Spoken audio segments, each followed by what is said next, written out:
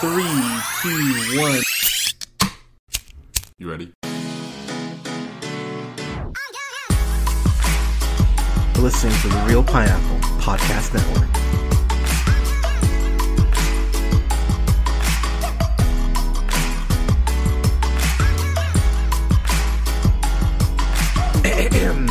Good evening, everybody. Thank you so much for listening. This is the Real Pineapple. This is your humble host, Hunter, here. I hope you're all having a great week or weekend whenever you're listening to this. I've got a review for the latest Disney Plus offering directed by Lonely Island member Akiva Schaffer, who, of course, directed what I believe is a comedy classic in Hot Rod. I fucking love Hot Rod. He also directed another comedy classic, was a screenwriter and a producer on Popstar, Never Stop, Never Stopping, and was one of the co-directors on The Lonely Island Presents The Unauthorized Bash Brothers Experience, which, if you have not seen that, considering we are in the start of baseball season here, pause this review right now, go check that out. It's on Netflix. It's fucking brilliant. Okay. So, I grew up in the 90s, as I've talked about. I'm a 90s kid, and if you talk to a 90s kid, Nickelodeon was, of course, one of the big things. Fox Kids, Saturday mornings especially, you know, your Batman the Animated Series, The Tick, Eek the Cat on occasion, X-Men, of course, Life with Louie for some people. I think I named most of them. But one of the big animated blocks for me was Disney, and Disney had, I can't remember for life of me if this was Saturday mornings or not, but I remember I used to watch Tailspin, Darkwing Duck, Chip 'n Dale Rescue Rangers. Chip 'n Dale Rescue Rangers was my shit. I absolutely loved Chip 'n Dale Rescue Rangers, and what is so hilarious about this is when you think back to their origins, I think they were introduced originally in like the 50s. They were very much supposed to be Disney's answer to Tom and Jerry. That was their original intention. And then they go ahead and get rebooted, and we get Chip 'n Dale Rescue Rangers, in the late 80s. And what I find so interesting about that is that this is technically a reboot of a reboot, which is, Russian doll levels of hilarity. But then you get to the fact that Space Jam: A New Legacy exists. And I say that only because of the fact that when you think about how we're just in reboot central right now, let's call it what it is. They're rebooting every goddamn thing. I mean, we're getting a True Lies TV show. Hey, James Cameron, could I get that in fucking 4K, by the way?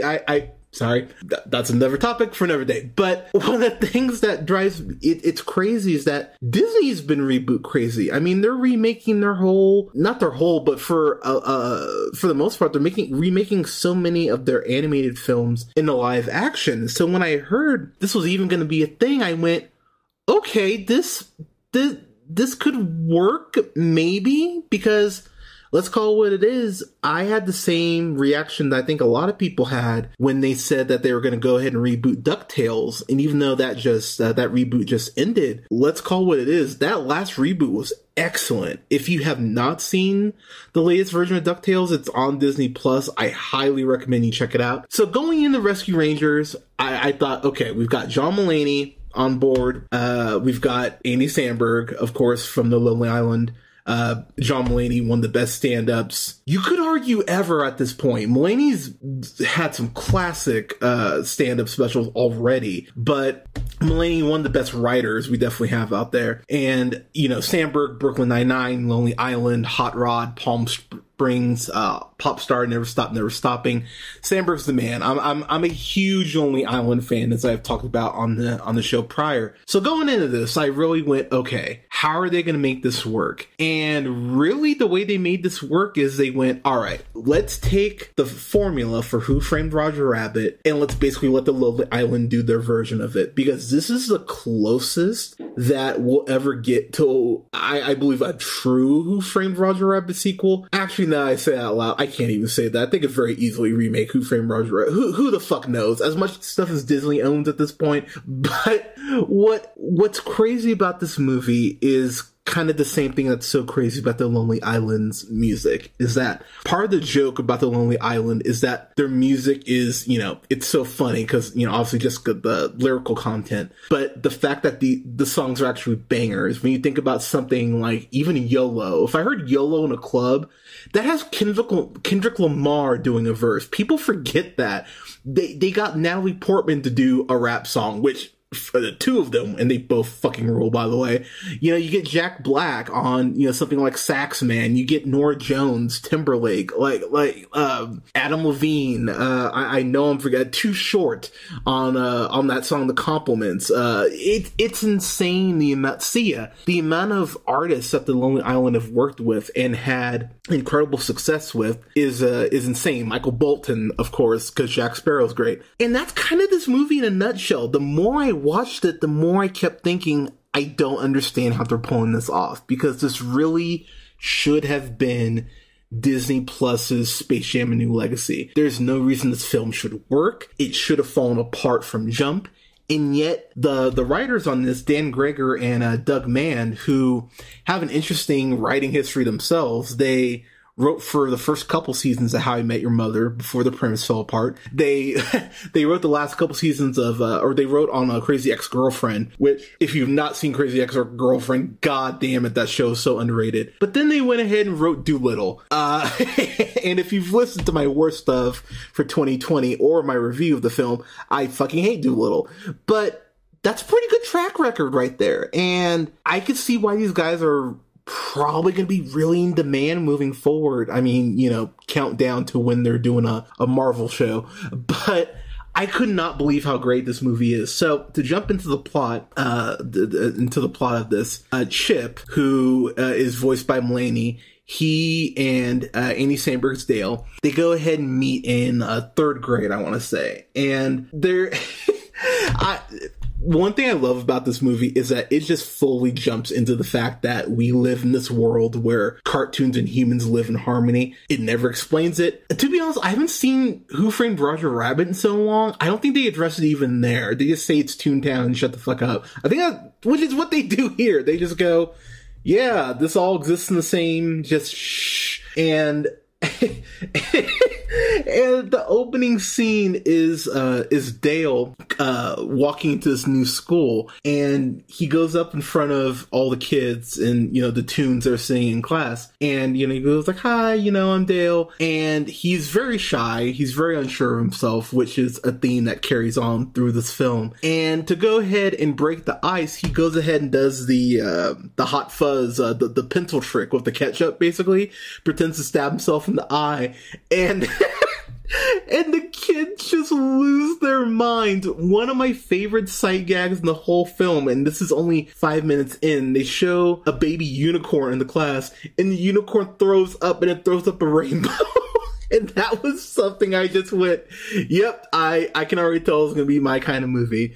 But it's a really endearing scene because we get to see Mulaney's Chip early on go ahead and befriend Dale, which goes ahead and leads them to just being best friends across the board. We get to see him in high school doing drama, doing a play together. I can't remember which play it is, but they're in drama together in high school. And the one of the things about this film that's shocking is the fact that it has a shocking amount of heart. Like, the writers really didn't know how to obviously make this somewhat cheesy, because it is Chip and Dale, for fuck's sake, but to actually make us feel like we know Chip and Dale and to get invested in their friendship. And that was the thing, the more I watched the movie, I went, wow, I actually really care about what happens to these cartoon chipmunks. That's kind of insane. But so one thing I will say about this, I'm not going to spoil cameos in here. I'm going to try very hard to stay away from two specific plot points, just because I really don't want people to discover this for themselves. And there's a shocking amount of cameos in this and a lot of sight gags that I would have hated if someone spoiled for me. So I'm going to try very hard to go ahead and not get too much into spoilers. But the summary of the plot is we find out that Dale is offered his own show at the peak of Rescue Rangers, which it was really cool to hear the old theme song and to see a lot of the Chip and Dale memorabilia that I remember, including the NES game. It was really cool to kind of go back in that time machine that way. You know, nostalgia's a powerful drug, but it was really cool to see that. But we find out that Dale is being offered his own show, Double O Dale. And what I appreciate about Dale is that this movie actually does lean into the whole fact that being the whole Tom and Jerry spoof, or inspired by, we'll say, that Chip and Dale was, Dale is very much playing, the dorky one most of the time. And so Dale, as, a chipmunk, a real chipmunk, is sick of that. And he wants to go ahead and, have that, he's being the tortured comedian. He's having that crisis of, do I want, the fans to only see me as this one thing? No, I don't. So I want to go ahead and do my own thing. And it's actually really sad when Chip is like, I don't see you like that, but Dale sees himself like that. He still sees himself as the third great chipmunk. And so Dale goes ahead and takes a call from his agent, and we go ahead and find out that goes ahead and effectively ends Rescue Rangers as we know it. Double O Dale, he gets to shoot the pilot, but it's not picked up. And so the show Rescue Rangers is canceled because of that. It's actually pretty sad the way it's done. But so we go ahead and jump forward to the future, jump ahead, to present day. And one of the things that I really dug about this is the way, very similar to Roger Rabbit, I really miss that old school animation. I miss that 2D style, and the way that they go ahead and incorporate 2D with 3D backdrops with our real world is just mesmerizing. It's one of the reasons why I love animation so much, because I remember seeing Roger Rabbit when I was, how old would I have been, like 5 or 6 when I saw Roger Rabbit, and how that just blew my mind that animation could be that. And seeing this movie, it brought back that feeling of, wow, I really just love animation when it's done correctly. Because, look, I love stuff like The Incredibles, that 3D animation, but I'm such a sucker for stuff like Kubo and the Two Strings, or things like, like Afro Samurai, just more that hand-drawn style. The old, I love going back and watching the old, Disney animated movies, like stuff like Robin Hood, stuff like Great Mouse Detective, stuff like The Rescuers, which I just rewatched recently. And that movie actually has aged better for me. I really dig that movie. So it's really cool to see that animation back here live and in living color. Probably the biggest surprise for me as far as this movie is how incredibly funny it is. Mulaney and Sandberg showed the clip when they were hosting Jimmy Kimmel Live the other night. But there's this point where they go ahead and get on a collision course with Peter Pan, aka Sweet Pete, who is voiced by Will Arnett. And Will Arnett, we talk about Will Arnett, BoJack Horseman. I don't care what anyone says. It's one of the best animated shows ever. I think BoJack Horseman is an absolute masterclass, and we are lucky that show exists, considering just the social commentary alone it provides. And that's before I even get to the characters. But BoJack Horseman is absolutely incredible. Of course, Arrested Development, Lego Batman movie. Will Arnett's the man.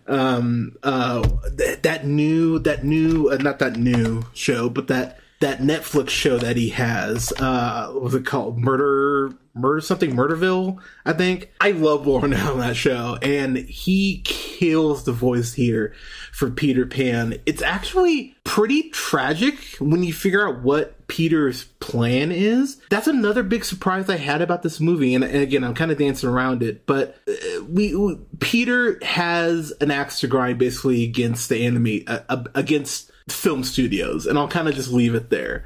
And his workaround and kind of what he does, it's pretty fucking brilliant. It's terrifying, but it's pretty brilliant. And when you realize just how dark and deep his plot goes, it is one of those things where as I'm watching it, I'm going, man, if I'm a kid watching this and I'm like 4 or 5, I would go, oh shit, okay, like it's intense in a way that, and I mean this, and I really do mean this as a compliment, but I mean, kids need to see more stuff like this when they're younger. So it's not so much a surprise when they get older. I actually really appreciate the way that this is a kid's film. And, you know, maybe if you're a young kid, some of this will just, you know, go over your head. But as an adult watching it, I'm going, wow, they're just leaning into some more of the kind of heavy themes here that I'm surprised that they're doing that.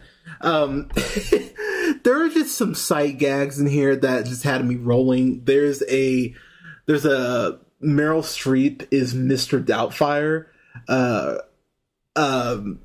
movie poster that I almost spit my water out on. It caught me so off guard. There's a Fast and Furious Babies movie, and probably the best one, Batman vs. E.T., which is something I would totally fucking watch. And it's a spoof on Zack Snyder, which is, you know, that always gets you points with me. But there are so many sight gags in this that it's very similar in that way to BoJack Horseman. That's one of the best things about the show.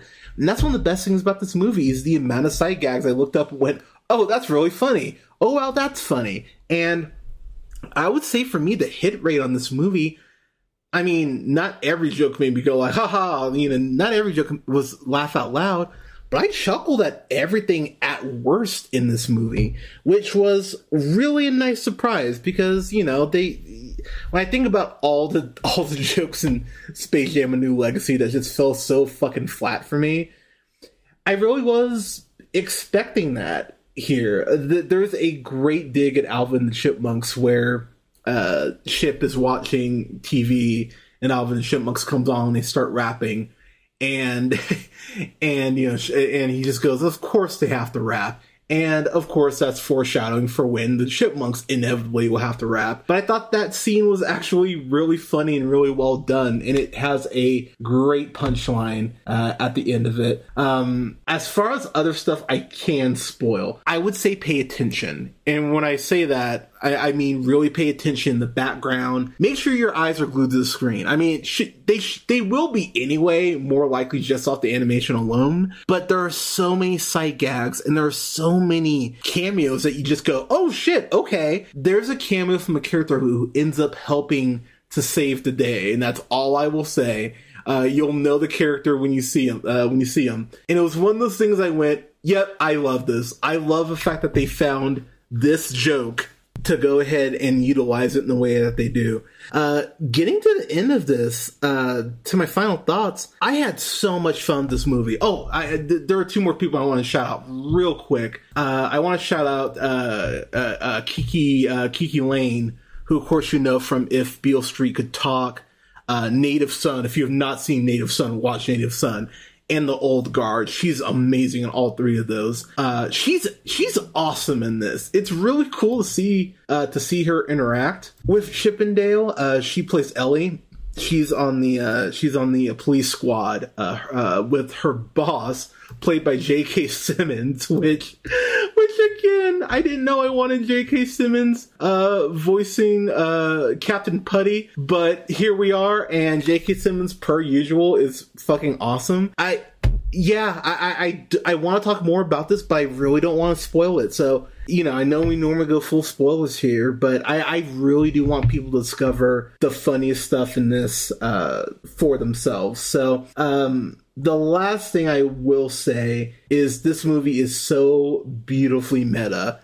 It is so beautifully meta. This movie knows exactly what it is. Disney let the Lonely Island guys go nuts. And I was shocked they let them go as nuts and as far as they do. And the movie's better the more insane it gets. As the film goes on, it gets more zany, but it gets darker. And it balances that. It threads that needle really well. So, man, I'm gonna give this a solid A. It might be a fan-fucking-tastic on rewatch, but I had so much fun with this movie, and I just found myself rolling. And yeah, this is a solid A. It's on Disney Plus. You should definitely watch it. It's like 98 minutes, something like that. It's not long, but it's paced really well. And yeah, I might actually watch it again this weekend. I had so much fun with this. Chippendale Rescue Rangers, give me a sequel. Let's go. Or give me another show. I'd be down. But Chippendale Rescue Rangers, everyone, what'd you think of it? What's what are your fondest Chippendale Rescue Ranger memories? Is it playing the video games like it was for me at points, or is it the theme song? Talk to me. Let us know what you thought of this in the comments. You can follow yours truly on the Twitter at jhunterrealpineapple. Go ahead and like both our pages on Facebook at The Real Pineapple and Real Pineapple Games. That's REEL Pineapple. You can find me on Twitch at twitch.tv/jhunterrealpineapple. And you can find me on Letterboxd at Black Shazam, and find me on TikTok at Black Shazam 775. And you can go ahead and subscribe to the show most places you listen to podcasts: SoundCloud, Apple, Google Podcasts, Podbean, Stitcher, iHeartRadio, Spotify, Amazon Music, and TuneUp, to name a few, at The Real Pineapple. Thank you so much for listening, everyone. We will have reviews coming up here next week for Men. I'm going to go see that on Tuesday, as well as the Bob's Burgers movie. I am so excited to review that. And Top Gun Maverick. I'm going to go see that Thursday night. I'm curious. I'm very curious what that's gonna be like. But everyone, thank you so much for listening. Thank you so much for your support. Take care of each other. Stay safe out there. Wear your mask. Get your booster. Stay safe out there, everyone. And tell someone that you love them today. We all need to hear that more. But again, thank you for the support, y'all. We'll talk to you soon.